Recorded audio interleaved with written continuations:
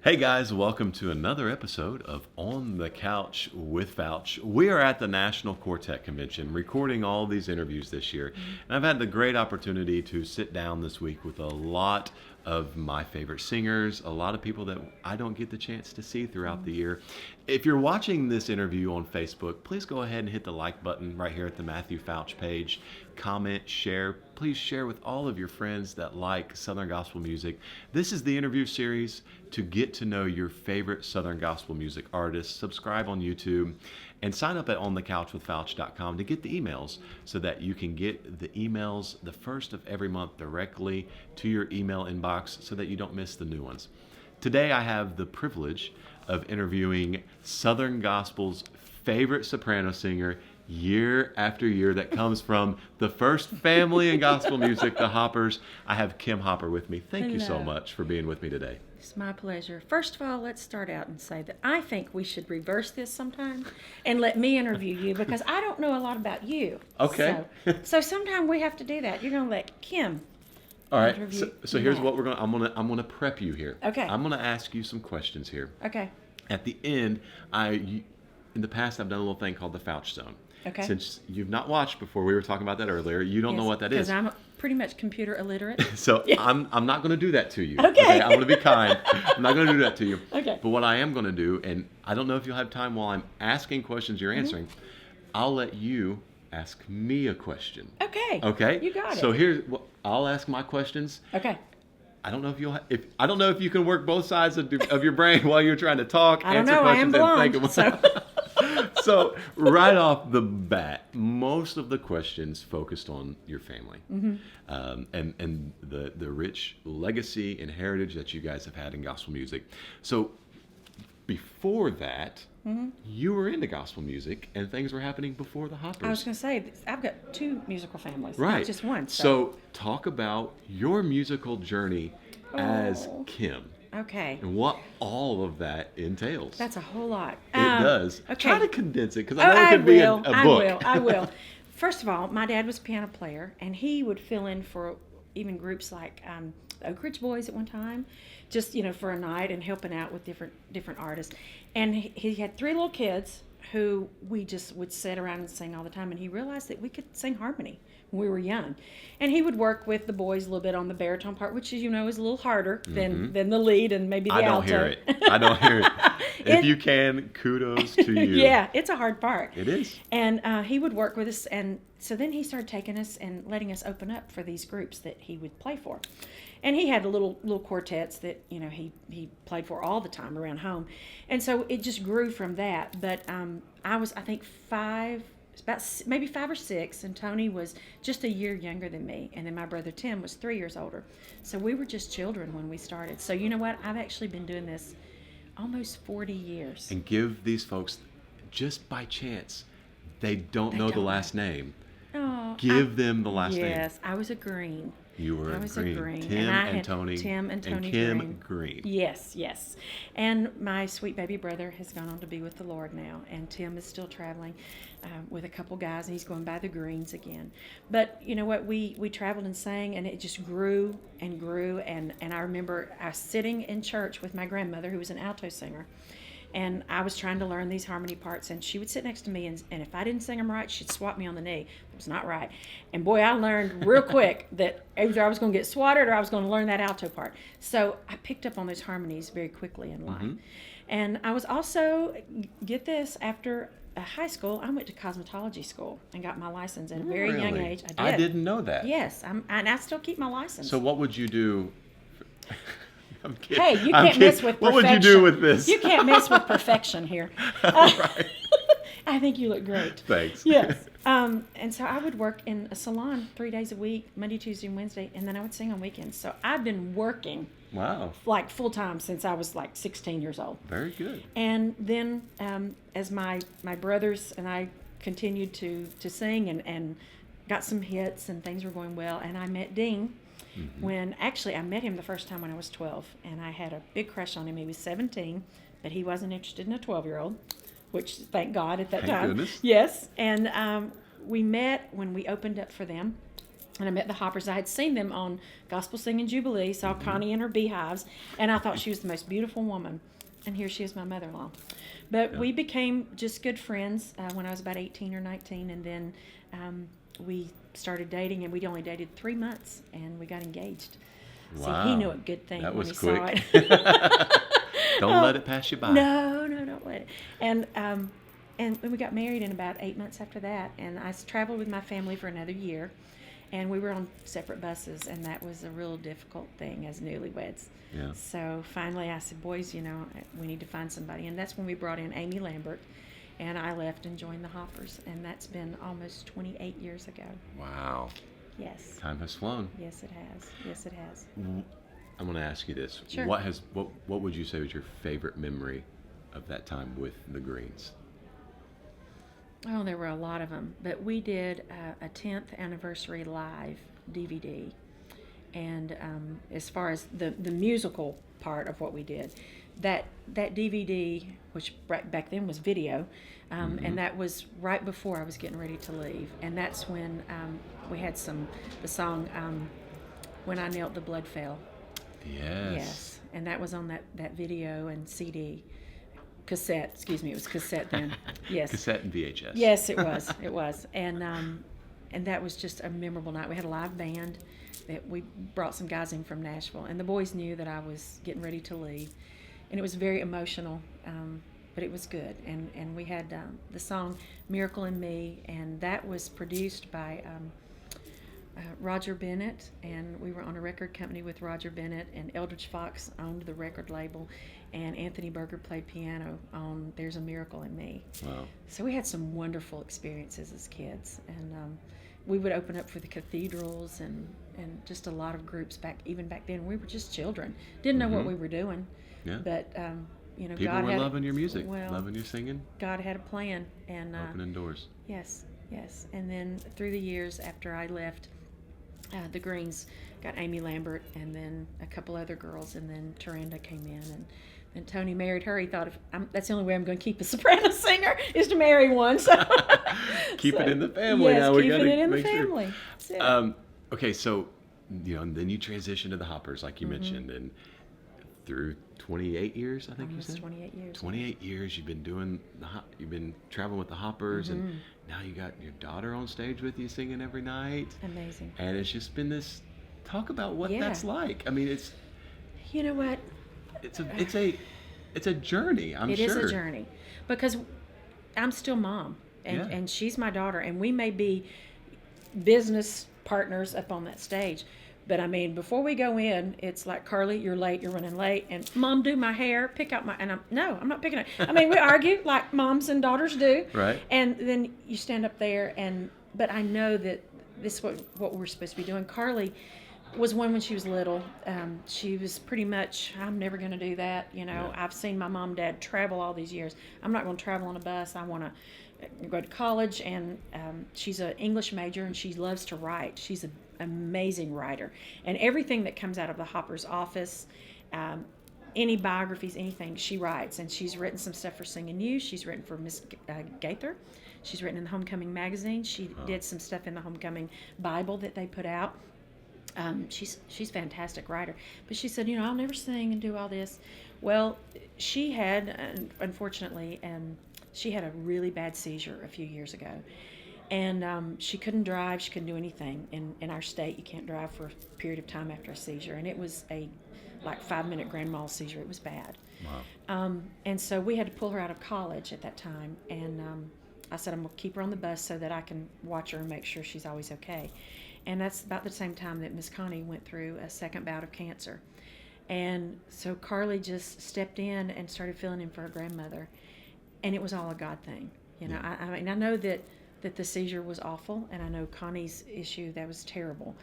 But God had all that planned. What I've learned more than anything else is that nothing takes him by surprise. Amen. And so he had Carly to come in, and through this experience, she always, even though she was, I'm not going to do this, she still always respected the heritage that she had in this business.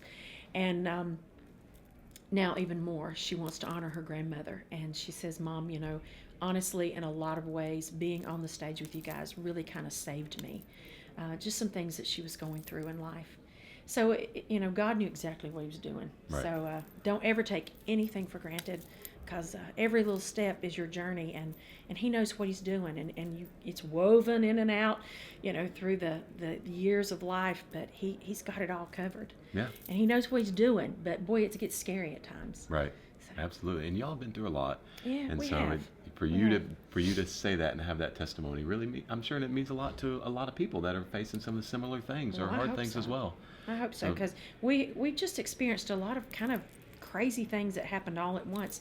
But there again, I can see God's hand in everything. And I think he, honestly, with what my husband's been through, he's had 10 strokes since December.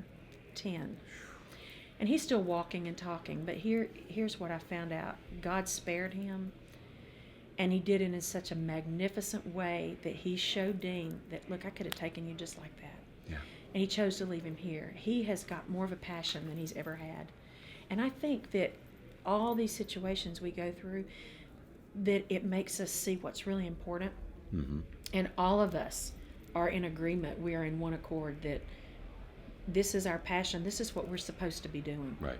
And so when the roads get long and hard, times get difficult, and you're tired in the way, you can say, but I know beyond the shadow of a doubt I've got a work to do. This is the passion. This is it. He kept me here for a reason. Yep. This is what I'm supposed to do. That's awesome. And it keeps you going. What a great testimony. So if you're facing something today, go back to this. Yeah. I mean, this is Absolutely. great. If you need to rewind it and watch it again, rewind it and watch it again, Yeah. because that's good stuff. It is.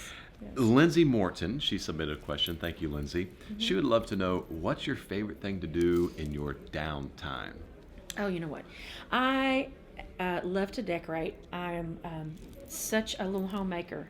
I'm real domestic when it comes to that. I love to cook. I honestly, women, don't be offended, I love to clean my house. I like doing totally different things from the Kim that's up there. Mm-hmm. I'm at home in ball cap, no makeup, flip-flops, and working in my... Don't say it. Don't say it. Continue. Yeah, I know. We'll get to it in a minute. But I make dinner for my family. My mother lives with us. My mom was real ill a few years ago in the midst of everything else. And I brought her in to live with us, and she's perfectly healthy now. She's a miracle in herself. But she lives with us, and then we have a lady that sort of assists us, and she's our nanny, but my kids are told to be a nanny, but that's what Right. we hired her for now. But she still lives with us. So there's a whole slew of us in our home. And sounds like it. I cook, most nights when I'm home. And I love to clean. I love to organize things. I love to work outside in my yard. That is my favorite pastime. I like to decorate for all the holidays. Right before convention, I had about 8 hours one day, and I decorated all my house for fall. I ran and bought the pumpkins. Orange went crazy. Orange went crazy. It threw up all over the front porch and all in the living room. Orange and brown and all that. Yes, and I put all of my little scarecrows and things out, and all my pumpkin stuff, and I love it. That brings me so much joy. Right. It really does. Flip-flops. Flip. She's not even at home, and she's in flip-flops. No, but I had my foot operated on, and just 3 months ago, and I can hardly wear shoes. I can Well. wear them for a little while on stage, but then they've got to go. Yeah. Yeah. Well, you got to keep, especially at NQC, you got to keep your feet happy. Yeah, It's a long yeah. week if you have painful feet. I mean, Absolutely. it's just not going to happen if you can't walk around. If your feet hurt, you hurt all over. You're out. You're You're done. out. Yep. So Okay, I'm the so flip-flop queen this week. I got okay? one more question, and then Sure. we'll get to what I mentioned earlier. Okay. Andy Good would like to know, thank you for your question, Andy. Aside from the Hoppers, what artist appears the most on your playlist? Probably Celine Dion. That's a good one. Mm-hmm. Barbara Streisand. I love Barbara Streisand and Celine. Celine has been she's kind of my hero, Right. I can't sing like her, but she sings with such passion, and boy, you believe everything she says, and she feels it all. And I'm a very, very visual person. I'm one of those people that if I can't remember anything, but if I write it down and look at it, Mm-hmm. a phone number in 2 or 3 years, I can remember what that number looks like, and I can tell you what it is. Wow. So for me, painting the picture when I sing is vital. And that comes across. Well, I hope so. It Because does. if people like me have to see it, Yeah. and I want the people to see that picture of what we're trying to paint in that song. Mm-hmm. So anyway, I hope You that can tell comes that's out. important to you by the way you sing and your mannerisms and the inflection, I guess you'd say, in your voice and all that. So you do a great job of that. Well, and thank you. It's good to hear that that's important to you It is. because you do well at what is important to you. So Well, that's great. Thank you. A lot of times I don't realize what I'm doing, but and I think everybody's. You're like just that as a visualizing singer. the song. And Yeah. Absolutely. I'm seeing it myself, and so I'm hopefully they're going to get that picture too. Right. So. So we're in a room here at NQC, and we do have some people coming and going occasionally. It might have got a little loud there, but okay. So like I said earlier, normally we do what's called the Fouch zone at this point, and I do this crazy thing, Fouch zone, and all this, right?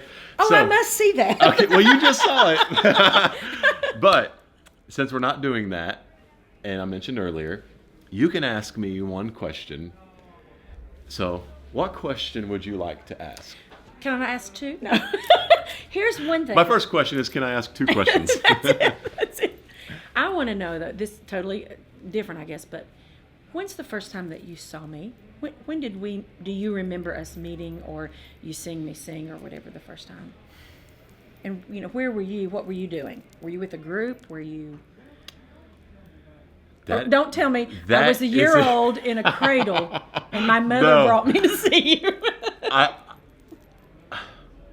I don't think I can answer that question specifically the first time that I saw the Hoppers sing. Okay. I can tell you, I saw the Greens sing when I believe I was still in high school. Was I with them, though? But you were not with I was them. not with them. Okay. It was like Taranda's right at the beginning of when she Okay. had joined them. I do remember that. I don't remember the first time I heard the Hoppers sing. I'll tell you this. The first time that I ever had any of a interaction with you, I was with Sold Out Quartet, Yes, I remember that. and we had a date cancel on us, and Matt Rankin called this promoter in West Virginia that was having the Hoppers.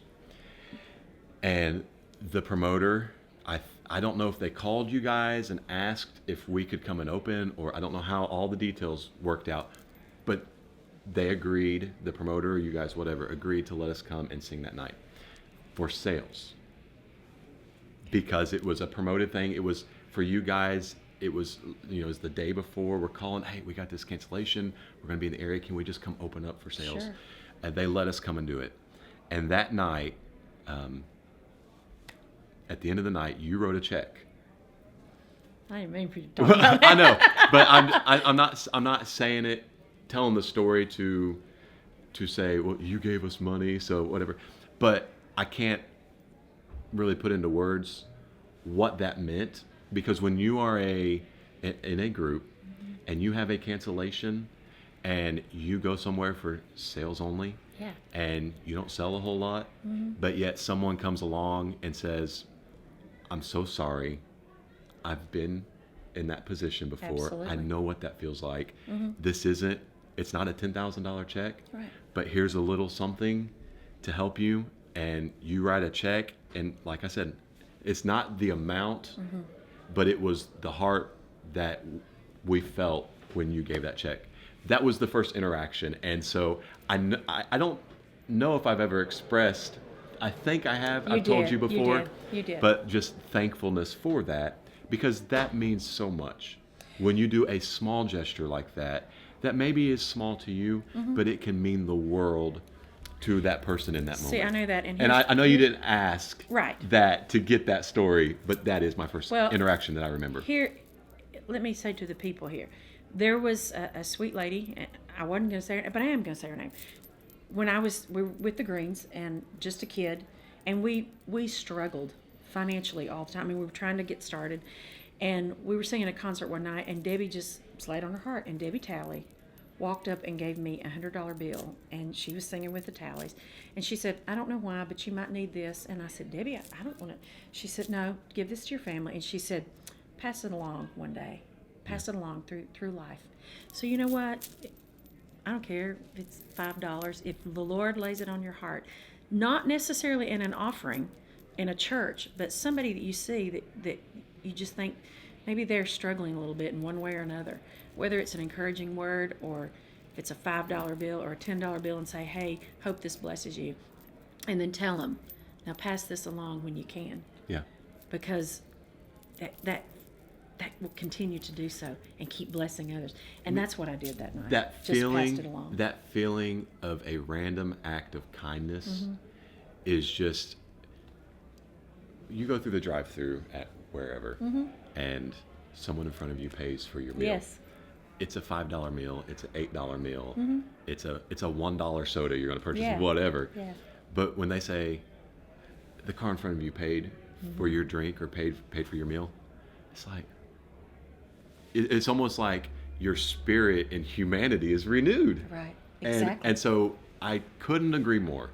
When God lays something on your heart, whatever it is, follow through.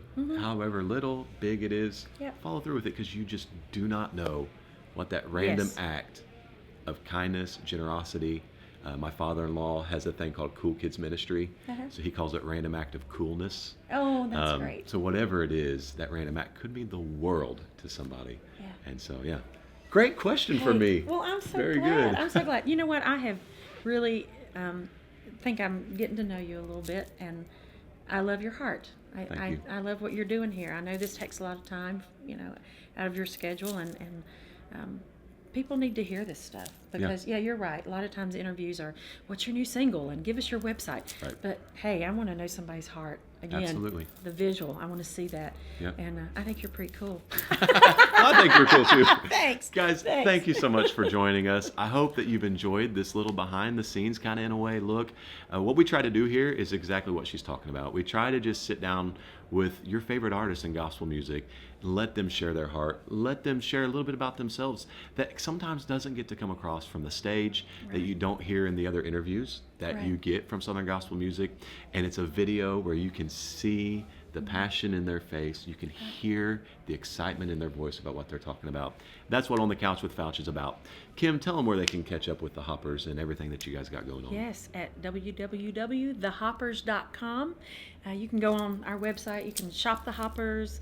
You can check out videos of what we're doing, little excerpts here and there of concerts. You can find out about our product. You can find out about concert dates, anything you want to know. But come out and see us. We would love to see you, love to encourage you to love each other, stay true to one another, and pray for one another. Absolutely. Amen. And onthecouchwithfouch.com for all the interviews that we have going on here. Thanks for joining, and until next time, God bless you all. Thank you, Kim. You're welcome. God bless you.